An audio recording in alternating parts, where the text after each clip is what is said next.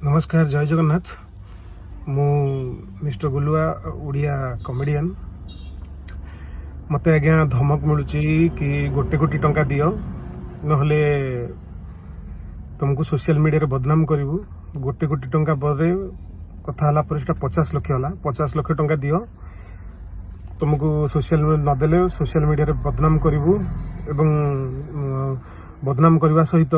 तुमको मिछ केस रे फसैकरी जेल पुरेबू एवं जेल पुरेबा सहित तुमको बाडे के सबुदिन डिजाबुल करदेबू जमी तुम जीवन में केबे काम कर पारिबनी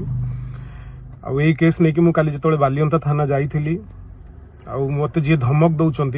मु देखिली जे तांकर कनेक्शन मध्य थाना रे अच्छी मु आउ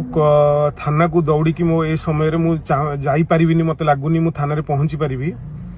तेणु मु मो एरिया छाड़ी मु गोटे जगह को पलि आसी तेणु मु प्रशासन को एतिकी मो वीडियो माध्यम रे एतिकी अनुरोध करछि मते धमक मते इंगित करके 3 थर धमक मिललानी मु एवं मोर स्टाफ मानक धमक मिललानी हुए तो मु आज जेहेतु कोर्ट बंद मु कोर्ट रे किछि लीगल एक्शन नबा पूर्व हुए तो मु कोर्ट पहुंची पारिबिनी तेणु मोर एतिकी अनुरोध प्रशासन को मीडिया को समस्त को कि हुए तो मु काली सकाळे थिबी नथिबी मो मेसेज को मो वीडियो को प्लीज लाइटली नेबेनी हुए तो मु काली सकाळे दुनिया न देखी पारे मो कथाटी को दयाकरी गुरुत्वपूर्ण भाव में ये करंतु एवं ए जे धमक दौरान तार मु आ गोटे वीडियो बनैछि जदि मु मोर कोनोसी क्षति हला मु मरी गली कि मोर कोनोसी एक्सीडेंट हला कि मो गोड़ भांगिला कि मो हाथ भांगिला मु तांको ना स्पष्ट से वीडियो रे मेंशन कर देछि तेणु मते बारंबार धमक मिलूँ मते 50 लाख टंका देले ही मु तते छाड़ीबी 50 लाख न देले मु सोशल मीडिया रे बदनाम करिवि एवं मोर प्रशासन को एतिके अनुरोध कि मु एते दिन लोकन को हसैछि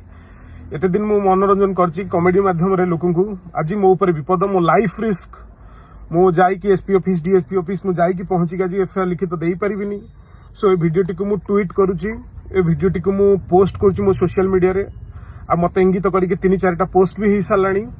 मते मानसिक जंत्रणा मु 3 दिन हबो खाई पारुनी सोई पारुनी एबे लुचि कि मु गोटे जगह जाउछि कारण मु जानिछि मते मु काली राति रे खबर पाइछि जे मते बाडी की डिजाबुल कर देबे सब दिन पई